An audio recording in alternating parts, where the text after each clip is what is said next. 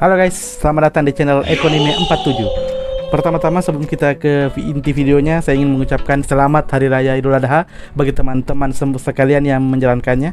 Semoga kita semua selalu diberkati oleh Tuhan Yang Maha Kuasa, oke? Oke.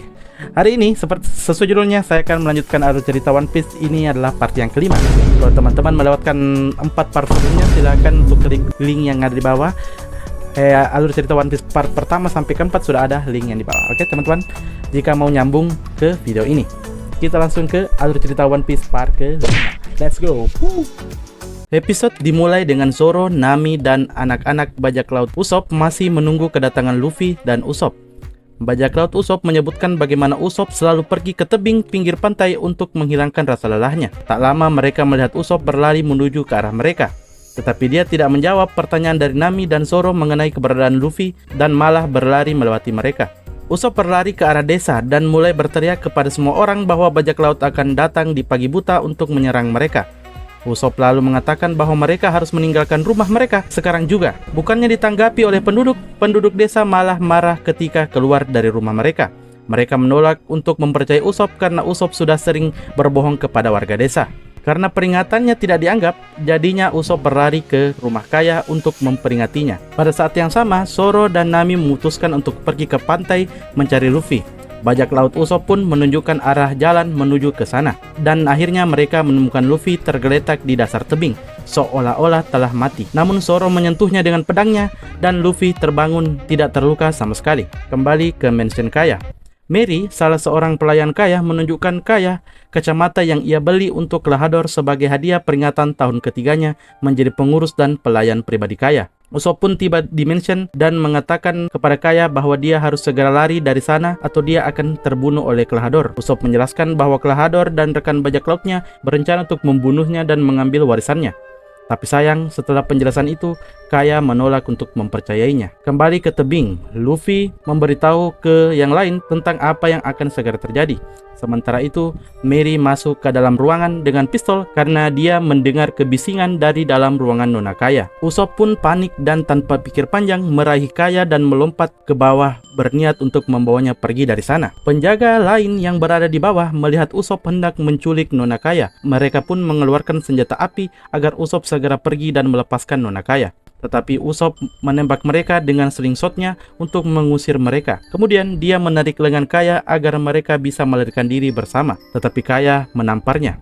Mary kemudian menembak Usopp di lengannya dan Usopp pun melarikan diri. Mary memberitahu penduduk desa yang sekarang membentuk kerumunan untuk mengejar Usopp agar dia berhenti menyakiti Kaya. Di kapal bajak laut Kapten Kuro berdiri di hadapan kru-krunya dan memberitahu mereka rencananya menyerang desa saat pagi buta. Sementara itu, Usopp terlihat berjalan di sepanjang pantai, mengingat kisah-kisah yang telah dia ceritakan kepada Kaya. Tak lama dia mendengar bajak laut Usopp memanggilnya. Dia terkejut melihat Luffy masih hidup dan berlari menuju ke arah mereka. Usopp menceritakan tentang rencana Kuro, tetapi kemudian dia mengatakan bahwa itu semua hanyalah kebohongan lainnya. Bajak laut Usopp kecewa dan mengatakan bahwa mereka telah kehilangan rasa hormat terhadap Usopp, lalu mereka pun memutuskan untuk pergi dari sana. Malam harinya, Nami membalut dengan Usopp yang telah tertembak sebelumnya, dan Nami bertanya mengapa Usopp mengatakan bahwa semua rencana Kuro adalah sebuah kebohongan. Usopp menjawab bahwa itu karena dia memang seorang pembohong dan tidak akan ada orang yang akan mempercayainya. Dia mengatakan bagaimana dia sangat mencintai desa itu dan ingin melindunginya. Jadi dia akan pergi melawan bajak laut Kapten Kuro sendirian. Luffy, Zoro, dan Nami memutuskan untuk bergabung dengannya, dan Usopp berdiri menyatakan bahwa meskipun dia takut, dia akan tetap bertarung. Selanjutnya, Luffy, Zoro, Nami, dan Usopp membahas rencana untuk menghentikan bajak laut Kapten Kuro yang diketahui bernama bajak laut kucing hitam. Mereka berdiskusi tentang rencana menghentikan mereka sebelum mencapai desa sirup. Luffy, Zoro, dan Nami mengungkapkan keahlian mereka masing-masing. Zoro dapat memotong, Nami dapat mencuri, Luffy dapat merenggangkan dirinya, dan Usopp mengatakan kelebihannya yaitu bersembunyi yang tidak disukai oleh kru lainnya. Tapi Usopp hanya bercanda. Di mansion Kaya, Kuro pun pulang dan mendengar dari Mary bahwa Kaya telah tertidur dengan nyenyak. Mary mengatakan bahwa dia tidak percaya dengan perkataan Usopp bahwa Kuro adalah seorang bajak laut. Hal itu membuat Kuro tertawa. Kuro menemukan kacamata yang dibeli Kaya untuknya sebagai hadiah Miri mengatakan itu adalah hadiah untuk Klahadore karena sudah 3 tahun dia menjadi pengurus dan pelayan pribadi Nona Kaya. Tapi kemudian Kuro melihat ke arah bulan sabit dan menceritakan kepada Miri bagaimana bulan sabit membuatnya merasa hidup. Tiba-tiba Kuro menghancurkan hadiah dari Kaya. Tindakannya ini membuat Miri shock dan bingung. Kuro lalu mengungkapkan kepada Miri bahwa dia berniat mendapatkan warisan Kaya dan menghancurkan desa sirup, yang membuat Miri semakin shock. Kuro kemudian memakai sarung tangan Cat Claws-nya dan menyerang Miri, meninggalkannya sekarat. Kuro menuju lantai atas ke kamar Kaya dan menghunuskan Cat Claws-nya ke arah pewaris muda tersebut. Kemudian dia memutuskan untuk memberinya sedikit waktu selagi dia menunggu kedatangan kru-krunya besok untuk menghancurkan desa. Sementara itu, di pagi buta, di kapal bajak laut kucing hitam, salah satu kru memberitahu Django bahwa sudah hampir fajar. Django keluar kemudian memerintahkan krunya untuk segera memulai serangan. Sementara itu, di sebuah lereng, Usopp dan yang lainnya menuangkan minyak di lereng tersebut untuk memastikan bahwa bajak laut kucing hitam tidak akan mencapai desa sirup.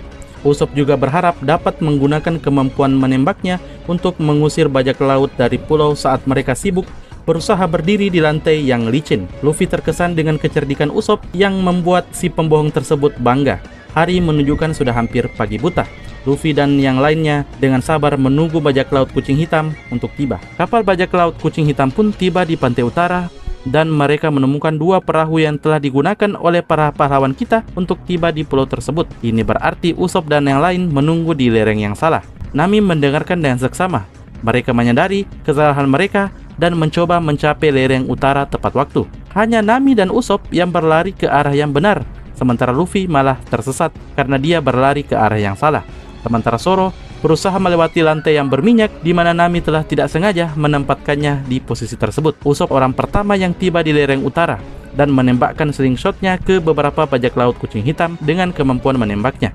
Dia terkejut karena menjadi yang pertama tiba di lereng utara. Sementara itu, Zoro masih berjuang dengan lantai yang berminyak di mana dia terus saja terjatuh, sedangkan Luffy masih tersesat. Kemudian di lereng utara, bajak laut kucing hitam menderita rasa sakit karena tertusuk oleh ranjau kecil buatan Usopp di kaki mereka. Usopp menggunakan slingshotnya untuk menjatuhkan beberapa orang.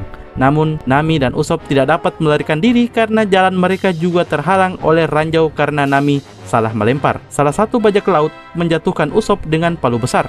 Meskipun terluka, Usopp tetap berusaha menghentikan bajak laut kucing hitam untuk mencapai desa sirup. Kemudian Nami bergabung dan melawan beberapa penjahat, tetapi akhirnya kalah juga. Django memerintahkan kru untuk segera membunuh mereka dan melanjutkan untuk mengikuti rencana Kuro.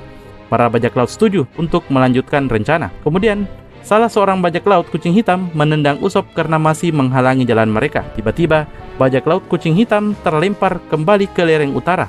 Ini dikarenakan Luffy dan Zoro yang menghajar mundur mereka. Luffy dan Zoro sedikit kecewa karena bajak laut kucing hitam tidak sekuat yang mereka kira. Zoro marah pada Nami karena telah meletakkannya di posisi lantai berminyak, sedangkan Luffy marah kepada Usopp karena tidak memberitahunya arah ke utara. Kembali ke desa sirup, Kuro menjadi marah dan kesal karena bajak laut kucing hitam belum saja tiba di desa. Dia berniat membunuh kru-krunya jika mereka mengecewakan dirinya. Kemudian Kuro meninggalkan mansion dengan senjatanya di dalam tas dan pergi menuju lereng utara. Tanpa diketahui olehnya, dia sedang diamati oleh Tamenegi. Tamenegi bertanya-tanya mengapa Klahadore pergi ke lereng utara di pagi-pagi buta ini. Itulah guys alur cerita One Piece yang part kelima. Jika teman-teman suka videonya, silahkan untuk di like. Jangan lupa juga untuk komen dan share video ini. Serta yang terpenting, jangan lupa untuk subscribe ke channel ini dan bantu channel ini supaya bisa lebih berkembang lagi, supaya saya jadi semangat. Waduh, saking semangatnya tuh. Jadi saya semakin semangat untuk membuat video-video yang lain. Oke guys, sampai di sini dulu. Kita akan berjumpa di video-video selanjutnya. Bye bye.